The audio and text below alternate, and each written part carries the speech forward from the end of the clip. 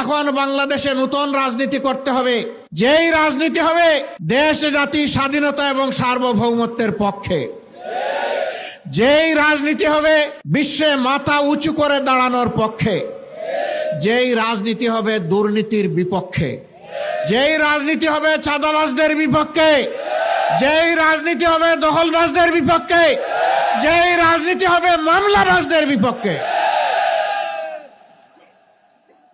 যেই রাজনীতি হবে দর্শনকারীদের বিপক্ষে।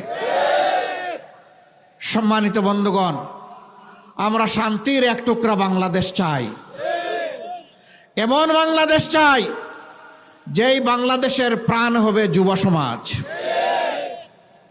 এই যুব সমাজের হাত ধরে আজকের ম্যারাথন যেমন এগিয়ে যাবে, আগামীকালের বাংলাদেশও তেমনি এগিয়ে যাবে ইনশাআল্লাহ। মুক্তির এই মিছিল মুক্তির মঞ্জিলে না পৌঁছা পর্যন্ত আর থামবে না ইনশাআল্লাহ। আমরা বারবার বলে আসছি, আমরা আমাদের দলের বিজয় চাচ্ছি না, আমরা চাচ্ছি 18 কোটি মানুষের বিজয়। এই বিজয়ই হবে আমাদের দলের বিজয়। 18 কোটি মানুষের বিজয় হিসাবে যা চিহ্নিত হবে, সেই বিজয়ের আমরা হব অংশীদার ইনশাআল্লাহ। আর এই বিজয়ের পথে বাধার যত দেয়াল তুলে দেয়া হবে, এই যুবকরা লাথি মেরে সমস্ত দেয়াল ভেঙে চুরমার করে দেবে ইনশাআল্লাহ। কোন দেয়ালে আমরা টিকতে দেব না, কোন ষড়যন্ত্র করে লাভ হবে না।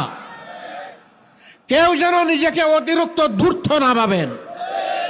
জনগণ এখন তার নিজের বুঝটা বুঝতে শিখেছে, কাউকে আর ছাড় দেওয়া হবে না।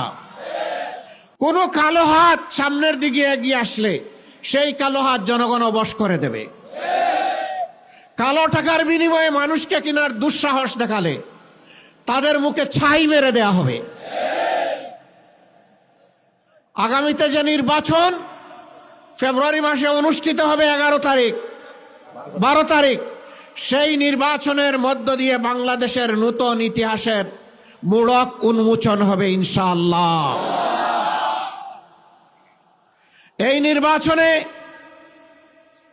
যুবক যুবা তরুণ তরুণী, যারা প্রাপ্তবয়স্ক এবং যারা ভোটার দেশে বিদেশে, তাদের ভোট নিয়ে কেউ যেন কোনো ধরনের কারিগরি এবং সিনেমিনি খেলার চেষ্টা না করেন।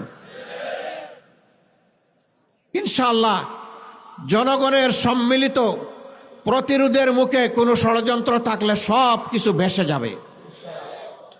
প্রশাসনের প্রতি আমাদের অনুরোধ, আপনাদের উপর রাষ্ট্রের যে দায়িত্ব অর্পিত হয়েছে,